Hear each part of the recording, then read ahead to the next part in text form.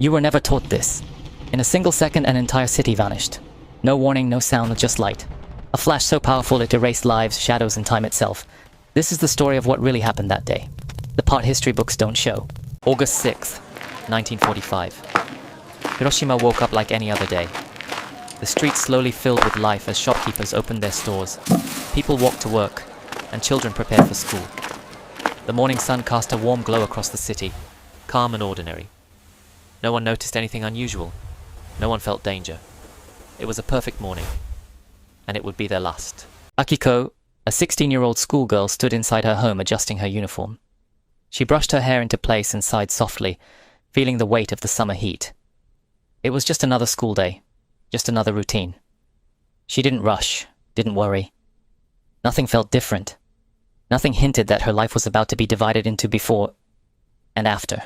In another part of the city, a man hurried through his breakfast, quickly finishing his meal before work. Across from him, his wife watched quietly, her expression calm and gentle. There was no urgency in her eyes, only familiarity. It was a small, ordinary moment between them. The kind people never realize will become their last. Outside, an 8-year-old boy named Kenji ran through the street chasing a small paper ball. His laughter echoed between the houses as he played without a care in the world. His feet moved quickly, his smile wide and genuine. In that moment, his world was simple and full of joy. He had no idea that within seconds, everything would be taken from him. Far above the city, a single plane moved silently across the sky.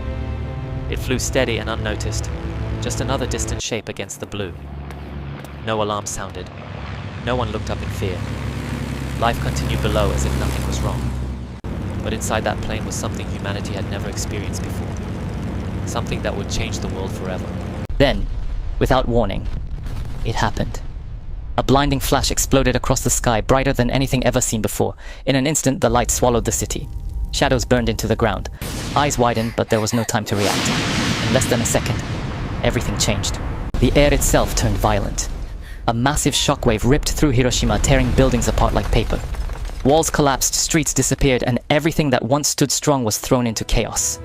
People were lifted, slammed, erased by the force. The city didn't just break, it was wiped away. In seconds, Hiroshima became something unrecognizable. And then, silence. Beneath the Razusheni, Kenji slowly opened his eyes. Dust filled the air around him as he struggled to breathe. His body was trapped under broken wood, unable to move. His ears rang, his mind confused. The world he knew was gone, replaced by something he couldn't understand. And for the first time, he was afraid. Those who survived began to move, but not like before. They walked slowly, their bodies weak, their faces empty. Their eyes stared forward without focus, their movements unnatural. They looked like shadows drifting through the ruins, caught between life and death. The city had fallen silent, and the people within it felt like ghosts. Through the dim and ash, Kenji saw a figure in the distance. Someone was walking toward him, slow and unsteady. His heart began to race as he stepped forward. As the figure came closer, he realized who it was. His mother. Weak, exhausted, barely standing. He reached out his hand and she reached back. In that broken world, they found each other again. Around them, the survivors struggled to stay alive. Some lay on the ground, barely moving, while others reached out weakly with trembling hands.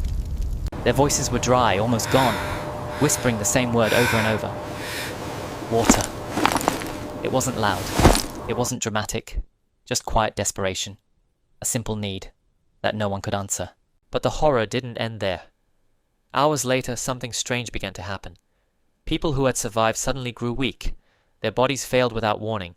Some collapsed where they stood, confused and unaware of why. Others looked down to find strands of their own hair falling into their hands. There was no explosion now, no visible danger, just something invisible, silently taking more lives. Years passed, but survival came with its own pain. Those who lived were no longer seen the same.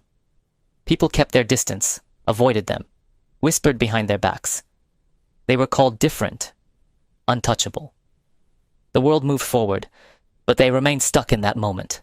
Not just survivors of a tragedy, but reminders of it. History isn't just what happened, it's what people remember. If this story stayed with you, comment never forgotten, and subscribe, because there are more stories the world never told.